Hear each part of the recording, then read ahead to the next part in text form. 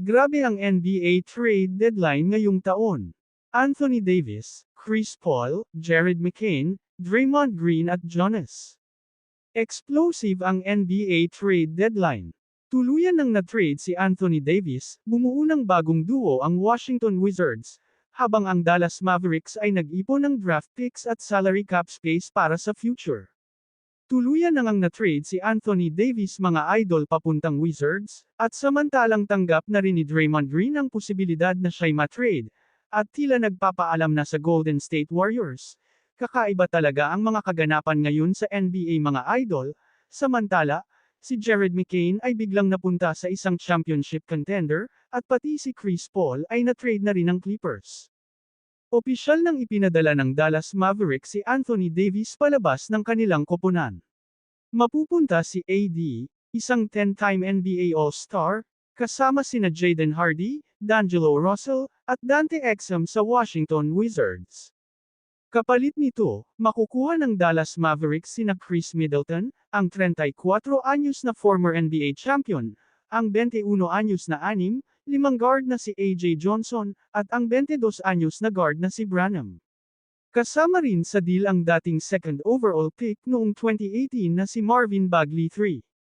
Kung tutuusin, walang nakuha ang Dallas na tunay na star player mula sa Wizards, si Middleton ay kasalukuyang nag-a-average na lamang ng 10.3 points per game ngayong season, kaya lampas na siya sa kanyang star career.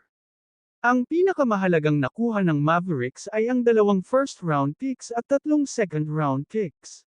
Ang first-round picks ay ang 2026 OKC Thunder pick at ang 2030 Golden State Warriors pick.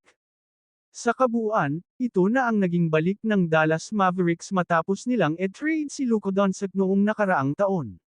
Huwag na nating asahan na lalaban pa sila kahit sa play-in.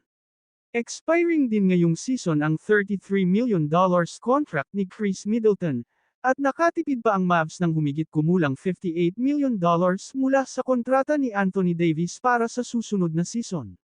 Sa total, halos $70 million ang matitipid ng Dallas sa payroll. Dahil dito, bababa na sila sa luxury tax at parehong aprons, isang hakbang para makapag-build ng koponan sa paligid ng inaasahang top pick na si Cooper Flagg. Kung fan ka ng Mavericks, talagang masakit pa rin isipin kung ano ang nakuha nila kapalit ni Luka. Sa ngayon, ang pinakamahalagang assets lang ay si Max Christie, ilang second-round picks, at mababang tsansa sa lottery picks. Mabuti na lang at tila pinalad sila kay Cooper Flagg. Sa kabilang banda, panalo rin ang Washington Wizards. Nabuo ang Anthony Davis at Trae Young duo sa Washington DC na walang isinukong young core. Kasama pa sina Alex Sarr, Trae Young, at AD, plus potential top 5 pick sa 2026 NBA Draft. Bago pa man ang trade na ito, sinubukan pa ng Los Angeles Lakers na makipag-deal sa Dallas. Target ni Rob Pelinka sina Najee Marshall at Daniel Gafford, pero tuluyang tinanggihan ng Mavs ang Lakers matapos ang nangyari noong nakaraang taon. Isa pang malaking balita ay ang paglipat ni Jared McCain sa Oklahoma City Thunder. Binitawan ng OKC ang 2026 Rockets first-round pick at 3 second-round picks para makuha siya. Bumagsak ang produksyon ni McCain mula rookie season, mula 15.3 ppg ay naging 6.6 ppg na lang ngayon, below 40% shooting pa. Gayunpaman, lalo nitong pinatibay ang bench ng OKC Thunder. Dagdag pa rito, mawawala si SGA hanggang All-Star break dahil sa abdominal strain na kanyang ininda matapos ang panalo nila kontra Orlando Magic. May isa pang trade ang OKC na involved ang Charlotte Hornets, Chicago Bulls, at OKC Thunder. Ipinadala ng Bulls sina Kobe White at Mike Conley sa Hornets kasama ang 3 second-round picks. Dahil sa roster limit, binitawan ng OKC si Usman Ding papunta sa Bulls kasama si Colin Sexton. Kapalit nito, nakuha ng OKC si Mason Plumlee na inaasahang iwi-waive rin. Na-trade na rin si Chris Paul sa isang multi-team deal kasama ang Clippers, Nets, at Raptors. Mapupunta si CP3 sa Toronto Raptors, habang makukuha ng Nets si OK Agbaji at isang 2032 second-round pick. Ang problema, mukhang walang balak ang Raptors na paglaruin si CP3 at posible siyang matrade ulit o tuluyang i-wave.